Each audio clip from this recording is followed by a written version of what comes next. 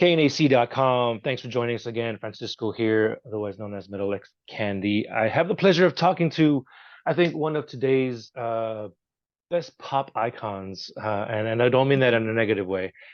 As far as like the metal community goes, we need things like these, like this. We need things like uh, um, outside of music, but it still involves music. It's a big aspect of it.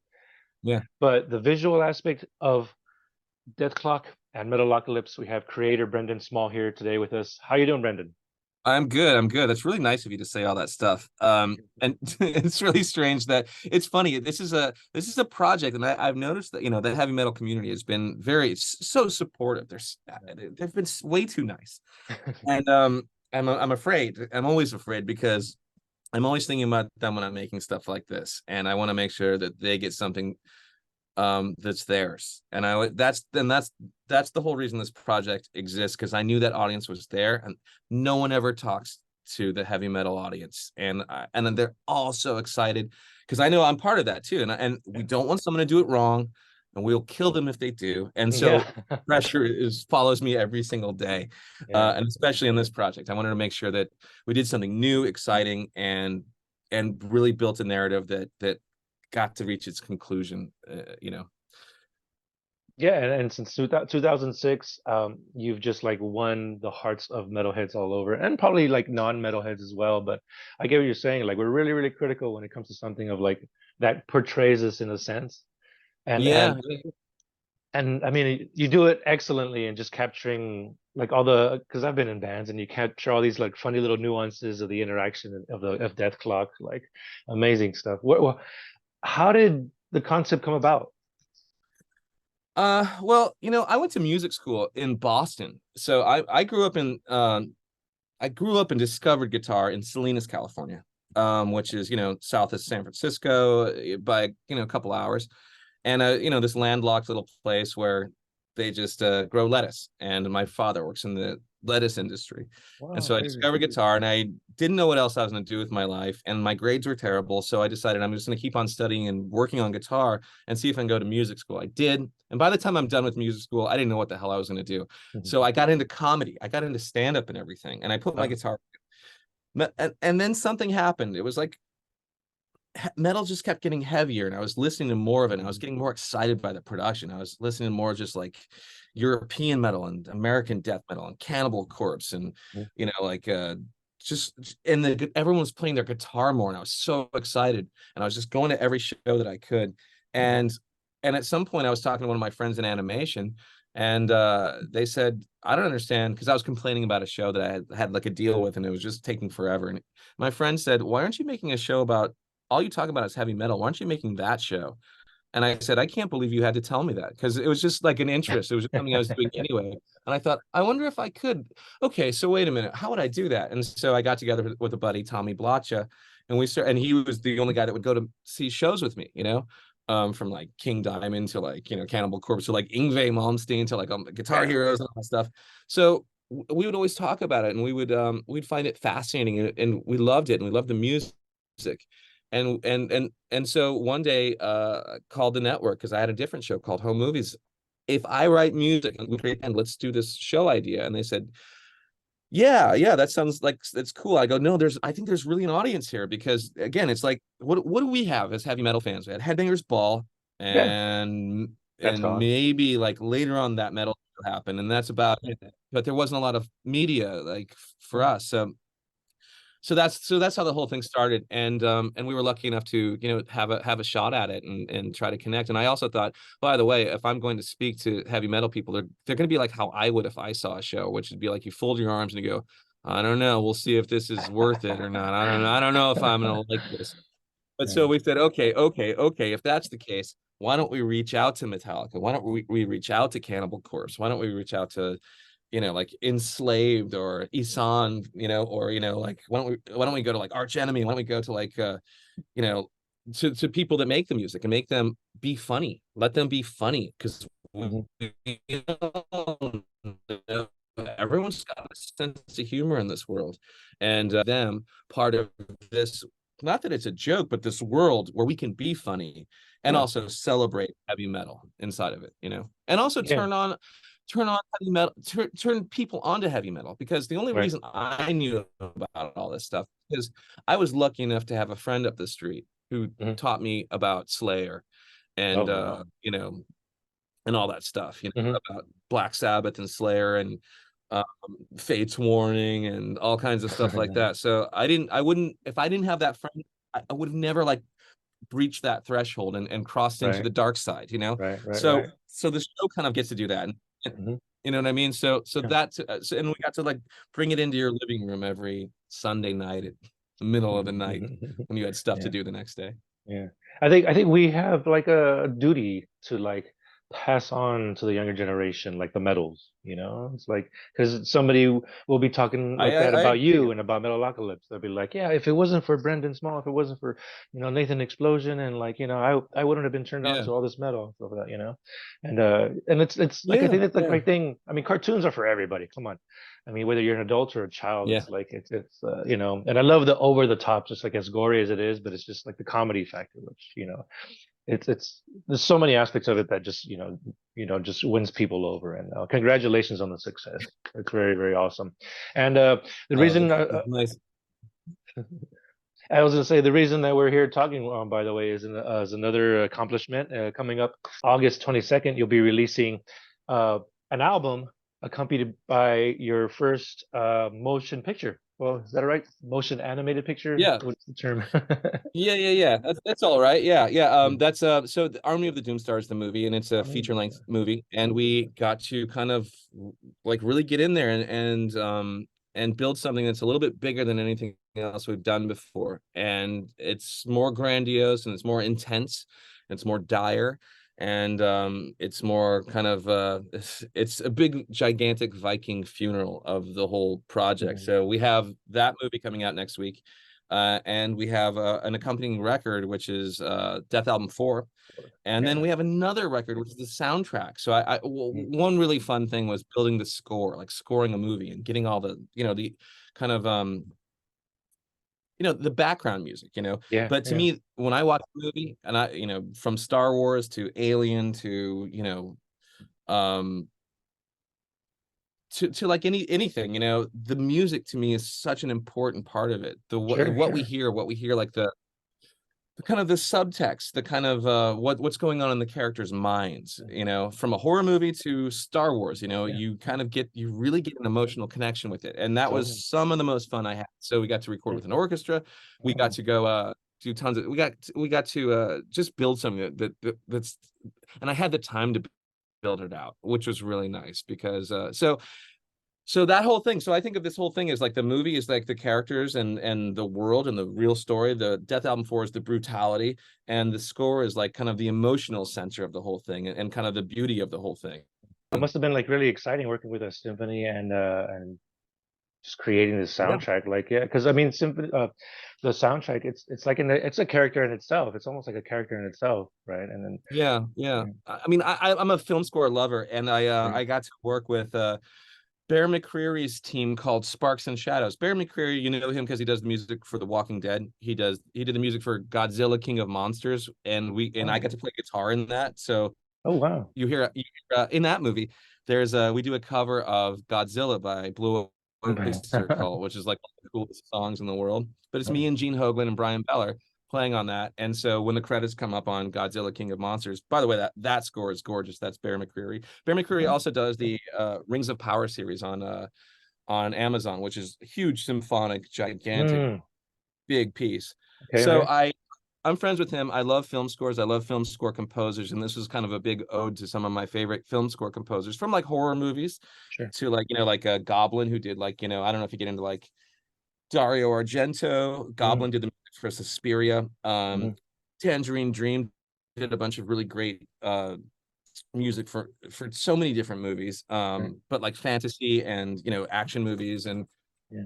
cool like it's my dog flopping her ears in the Oh, background. that's adorable. And so I got to like kind of combine all that stuff with like the Conan score, Basil Palladorus. I was influenced by that to like, Oh, James Bond, John Barry, all yeah. that stuff to like, all these composers. So I was just kind of being John influenced by Carpenter. all of John Carpenter, without a doubt, John Carpenter. I love John Carpenter. I Yeah, just amazing I stuff. think that guy's one of the smartest filmmakers of all time, and Yeah, he built the music and the mood and everything, and it made a lot of sense. So I look to him all the time as an influence. yeah, he's amazing. I love his stuff, like from The Thing to like, oh my God, numerous stuff, numerous stuff. Yeah, I was rewatching the 4K version of The Fog last night, and that is such a gorgeous mood piece, and the music is so cool. And you know, Mm. of course, Halloween, and Yeah, of of course, course. you know, just everything that he does. And I think that's and Ennio Morricone did the music for The Thing, which is also, and he's one of my favorites as well too, because he did everything from the spaghetti westerns to The Thing to The Mission to Hmm. all kinds of great scores. So Yeah, yeah, all that stuff. I listen to that stuff all the time, and I love it. yeah, it's amazing stuff. And like, I'm gonna have to revisit The Fog again. It's been a long time since I've seen that one, so thanks for mentioning that. It's really cool. And it looks Oh. crystal clear. It looks so cool. Yeah. So, along with this release, the movie and the full album, and also the soundtrack, you will also be embarking on a tour from September, no, from August, actually starting the end of this month to October, and Yeah. you're going out on the road with Baby Metal of all bands. That's really, really interesting. Yeah. Tag team right there. Like, tell us about the tour coming up. So yeah, we're going on tour, and it's really nice to be able to go on tour because I've been stuck pretty much in this room right here making, you know, because right here, right in front of you, you can see like that's my mixing board. Wow. And then I have guitars here and there, and I have like my whole setup there. And I have a voiceover microphone. So I'm just like pulling this microphone, doing Nathan Explosion's voice, doing all this stuff. So I just do it all from this little nerve center right here.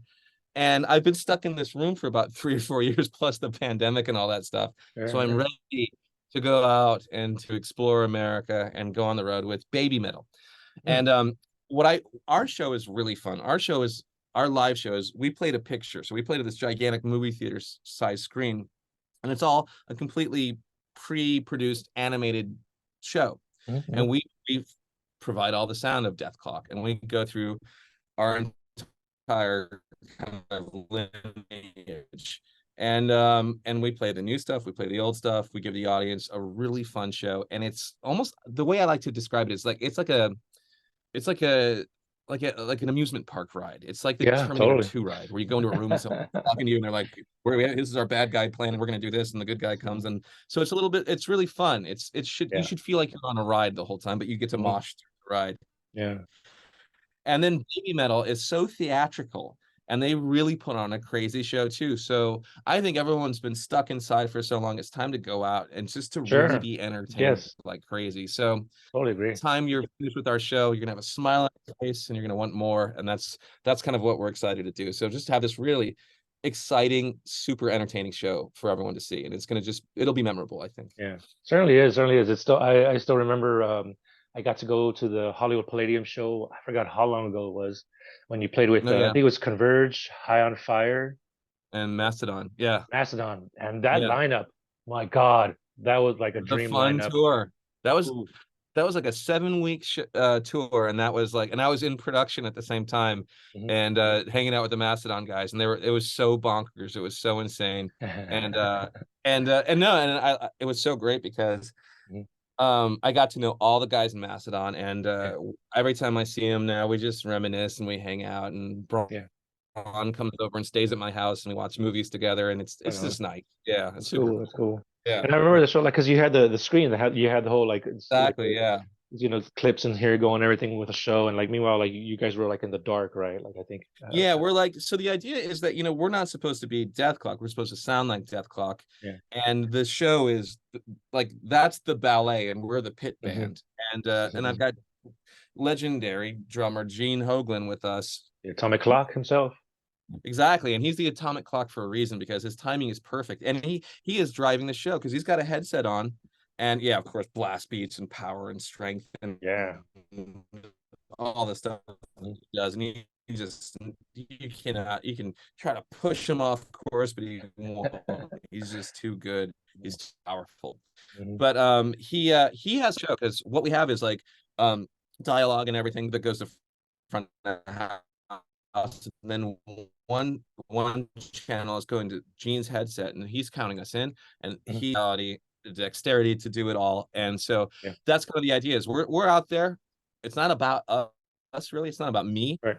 I don't want anybody to really associate me with Nathan Explosion Mhm. or anything. I'm supposed to be like in the shadows. I'm like a voiceover guy doing Yeah. this stuff.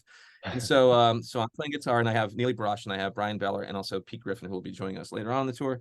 Mhm. And it's just what I'm surrounded by these musicians who are just they're super musicians. There's no other way to describe them. They're Yeah. so good at Well, what they do, and they're perfectionists, and it's our job to just deliver the ultimate precision based show that we possibly can. And it's a really fun challenge. mhm. We've done a couple one-offs over the past years. We did one this time last year in Philadelphia, and then 2019 we did one where we played at the Bank of California Mm. stadium. And that was kind of the important show to break the door open and kind of get back into the Metalocalypse business.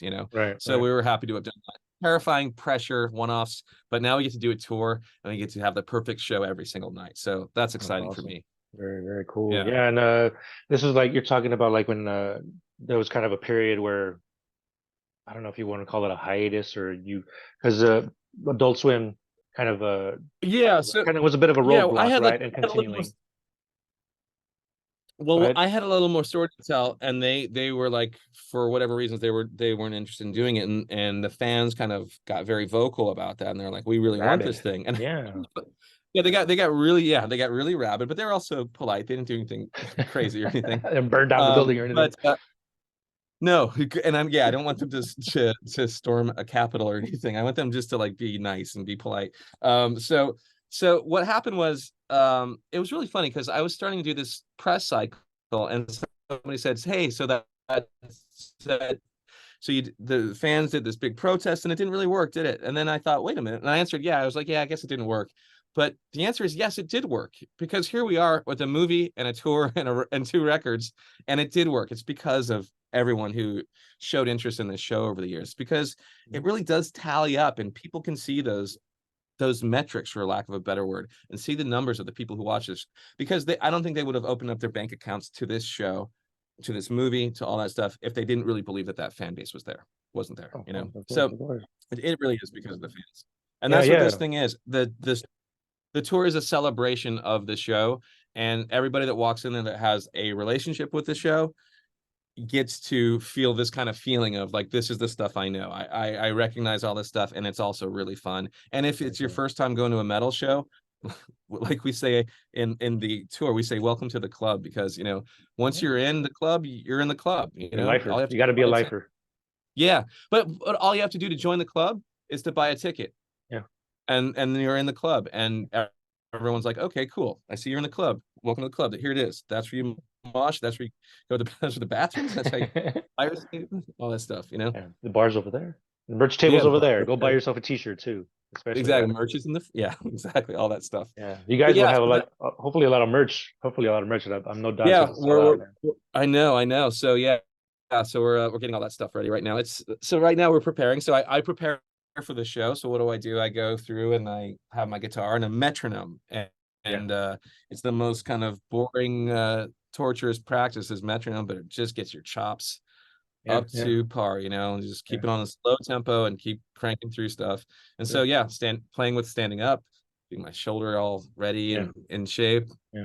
Yeah. You're looking pretty just yoked, man. You're looking tightening. pretty yoked, actually. Oh yeah, I've not exercised. I've been too busy to exercise, so maybe it's Yeah. leftover from when I used to work out before I did all this stuff. Okay. No, but I'm sure it's gonna feel good to get Yeah. back on the road again and pumping out these jams, the new music. Is it good? Is like the show gonna be a mix of stuff from the new album and the other album, or are you gonna do Yeah, that like a full I whole have album like thing? it's funny because we haven't gone on the road for 10 years, so it's one thing where if I came out and I just played only new songs, I think the audience would be like, what? Mm, Because I go and see shows all the time. I go see everything from Mastodon to like to King Diamond, and to Iron Maiden. I'm always watching the show. I'm always watching the audience. I'm always watching the yeah, pit, watching the show. But I always take a look and stop watching the show, because I'm always studying the shows and trying to figure out what the absolute best kind of what's the if I like, if you sit there, you drive, you park your car, families get a babysitter, all this stuff, and you're going out, and it's been a long time since you've been out because of the pandemic. I want to make sure everyone's getting something that's just delightful. So mhm, what I'm mhm, trying to do is cherry pick the moments that we think are worth bringing back and adding some new stuff just enough. You know, I went and saw Paul McCartney one time. He didn't play any songs from his new record until like the 1 hour mark, because he'd played Oh. Beatles in the Wings and Beatles in the Wings and Beatles in the Wings. And then he asked our permission if he could play a song. And the audience was like, at this point, play anything. But sometimes there's like this quid pro quo, old versus new. So Yeah. I want to tease the new record, and I don't want to wear out its welcome, because like I said, the relationship that we have already with the music that we know, folding in the new thing, there's a delicate process, I think. So you'll see a little bit of everything, but that's kind of the philosophy. So yeah, when you're building the set list, what is it? I've talked to and I say, well, how come you don't just do like this one record? But it didn't sell as much as this one, and these people can't. We have to somehow service everybody and make sure that everybody walks away happy and they want to come back and see you again. Totally. And you have like you know, likes of Gene, who's like put together some outstanding set lists with like all the bands that he's played over the world. So I mean, yeah, I'm You sure know, he. Gene's a big part of the set list too. Gene comes in like Gene has. I look to Gene for so many different things, because the way that we work together, you know, I will demo everything out first. You know, I'll do demos with my guitars, I'll program drums, and then I hand everything off to Gene and I say, here's an idea. I'm not a drummer, and you are, and some of my programming may be counterintuitive, but here's the challenge. If you think this works, do it. If you think you got a cooler idea, I absolutely want to hear that. I want to hear it so badly. So we'll sit there and we'll go over a section, and we'll go, I had 3 ideas. Let's version A, and he'll play through it. Version B, and then we'll sit there and we'll sit there and listen and go, what do you think? Where's the energy? What's feeling right? And we just kind of talk about all that stuff. And then we go through the whole thing. We go through this whole process. It takes about like this time last year, we were recording the drums for this record. And then I had a lot of work to do, directing and, you know, getting this whole project together. And then I had a score to do. And then I came back to the record at the very end and did all my overdubs and completed all the songs. And then we talk about things, and I show him what I have, and we go through the mixing process with Ulrich Wild and the mastering and all that stuff. And then I talk about the order of the album. And Gene's always got something to say about that, because he really believes in the art of the album still, you know, even though singles are happening. I think metal fans are kind of, you know, dyed-in-wool. They love just like, what is the whole journey of this record? And he really was so crucial in crafting the journey. Like, starting this record out, it's really aggressive. The first half is just aggression and music to get into a fight to. And the second half is a bigger, more expansive, mystical kind of notion. And that duality is part of the movie, the aggression and the mystical, the expansiveness. So those two kind of poles are happening throughout the entire movie. They're happening on the record, and they're happening in the score too. In the score of the movie, I'm kind of also outlining both of those feelings: the aggression, the am I good or am I evil? Like, that's something that keeps on kind of coming back. And too, you know, am I, you know, you're telling a all that story. stuff. You're telling. Yeah, it's all storytelling in one way or another, and these kind of timelines from the record to the movie to the album soundtrack all kind of follow that, but one's more aggressive, one's more emotional, one's more character, you know. And how long from like when you first had the idea for Death Album 4, from that time until like, you know, cut, print, that's, you know, It's ready for release, how long did that take? That was like probably like maybe 2.5, 3 years, because here's what happened. We did that show in 2019. And I know that kind of opened a door, and I was like, okay, that's good. We did that. I'm really glad we did it. I'm glad the audience was there, because I really did want to, I felt that compelled to complete this project, you know? So I really wanted to, I wanted to do it. And then I got a call, like kind of like in early 2020, and they said, hey, let's talk about a record and a movie and a score. And I said, okay, great. And so that made me go just into demo all day long with my guitar in my lap, walking around thinking and just coming back, and any idea, I take my phone and just record into it and talk through this like idea of something. And I did like 40 something demos. Some of them were like songs, some of them were just like a riff or a couple of ideas. But I think a Pro Tools or a recording software is a big notebook that I can, sorry, that's talk again. a big crazy. I think a Pro Tools is a big notebook where I can kind of scribble all over it and just kind of throw all these ideas, patch them around, and then kind of like pull them together and start cleaning them up, almost like an artist draws with like a pencil first, and then they get the ink out, and they start like getting the color, all the stuff. So that's the way I think, and then I'm sculpting and I'm asking myself, what have I done, what haven't, or what has Dethklok done, what hasn't Dethklok done, because me really doesn't factor into it. In fact, I always think it's Dethklok telling me what to do, and I'm just the jerk who tries not to screw it up. From Nathan to Scar to Pickles, like I think their voices are in my head, and that's how every Dethklok record has happened, where I go away, like I just kind of go vacant, and they take over. And if you burst into this room, you may find Nathan Explosion in here, and not me. But that's kind of how it is, and that's whenever doing character stuff or whatever, I go away and the character takes over. Very cool. And let's talk about the movie a little bit some more. You had mentioned earlier Kirk Hammett, and some of the guest voices also lending their talents. Malcolm McDowell, that's amazing. I know. And then you have the Joker himself, Mark That's Hamill. Right. Mark Hamill. I know. Oh my God, that's going to be awesome. And he's been played a significant role in the series, right? Yeah, he's in every single episode of the show, and there's like 60 something episodes, and a rock opera where he sang, and so did Malcolm McDowell. And again, the unsung hero is Victor Brandt, who has a really great part in this movie too, as General Crozier.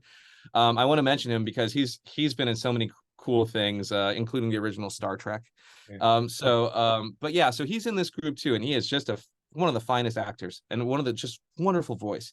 But having Mark Hamill and Malcolm McDowell in this is just beyond exhilarating. The fact that they came back for this, they didn't have to. They were just really intensely generous and they knew that there's a fan base. They knew that the heavy metal kids are out there, that they were like asking about, like, they've been wanting this for a long time. So for them to come back and to do it is just one of the greatest gifts that Metalocalypse has received. And getting to know Mark Hamill over the years has been one of the coolest things. He is as cool as you had hoped he would be. Same with Malcolm McDowell. Malcolm McDowell, the first time I met him, told me about working with Stanley Kubrick. He talked to me about Clockwork Orange.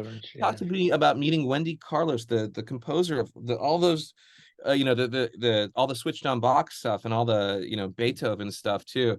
Was all Wendy Carlos and that score and that all that stuff that happens. Like, Wendy Carlos to me is a hero, a total hero. And so there's Malcolm McDowell talking to me about going down a narrow hallway in Greenwich Village to go listen to Wendy Carlos play the music that will be in Clockwork Orange for him when he's a young boy, like about to become Alex and become one of the scariest characters ever, and one of the most gorgeous nightmares of a movie in the Clockwork Orange. Love Clockwork Orange. It's such a great movie.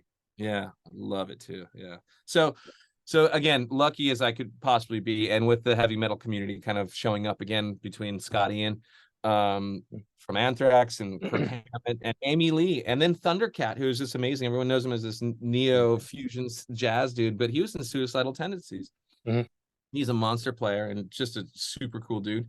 And so it's just so exciting. And then we get like Lorraine Newman, who was in the original cast of SNL, who has been in tons of episodes of Metalocalypse too. We got John Hamm too, who's a big fan of Metalocalypse. He would write emails every once in a while, like, "When's this thing coming back?" And I'd be like, "I don't know," but he's a fan too, And I remember meeting him when he was still doing Mad Men, on AMC. And we had mutual friends, so he would really get excited about Metalocalypse stuff. Well, that goes to show you, like, all the people wanting and to be involved, and because they believe in it. The fans believed in what you were doing, and maybe I speak for all of them and say thank you very much for just bringing Metalocalypse to the masses, and congratulations on your success. We're pretty much out of time, man. I really appreciate your time. Death Album 4 and Army of the Doomstar, the movie. Yeah, it's the Dethklok movie. It is a picture that is moving. It is a motion picture. You can say it. You're right. Yeah, cool, man. And it will be out August 22nd, and also accompanied by a motion picture soundtrack, which I'm sure is going to be amazing. Yeah, and of course, the tour coming up, starting at the end of the month with BABYMETAL, which is going to be awesome as well. Make sure you get your tickets for that. I'll put the pre-sale information in the link and information right here. Also, for the last minute or so, do you have anything that you want to tell your Metalocalypse fans? Well, I'm just it's a scary place because I've been working on this thing for so long and nobody really knows what it's going to be. So I'm excited for everyone to check it out. I really had a really great time making it with a really great crew, from Titmouse to everyone that I worked with. Really, everyone really cared about this project. And from Gene Hoglan to the animation team, to the storyboard team, to the actors, to the compositors, to the everybody, the whole team really cared about getting it right. So I'm excited for everyone to see a bigger, more intense, more grandiose, kind of more epic, more dangerous, more cinematic Yeah. Metalocalypse than you've seen before. Yeah. We're gonna have like explosions and like Yeah, action scenes. check out the trailer. It's just a little piece of just the crazy nightmare that we're gonna show you all. Very cool. I'm looking forward to it. Brendon Small, thank you for your time. Please salute and cheers to Gene Hoglan and the whole Dethklok camp. And I'll see you in Los Angeles in a couple in September, I believe, right? See you in Los Yeah, Angeles. actually, it's the first week of October, so I get to come home and sleep in my own bed that day. So it'll be wonderful. Oh, it's gonna be so exciting. Very Yeah. cool. Well, Brendon Small, thank you for your time. I really appreciate it. Check out the new movie Dethklok IV and Army of the Doomstar out August 22nd. And again, thanks for your time, Brendon. See you on the road. Thanks, man. I'll see you. I'll see you. I'll Cheers. see you in LA. All Yes, right. totally.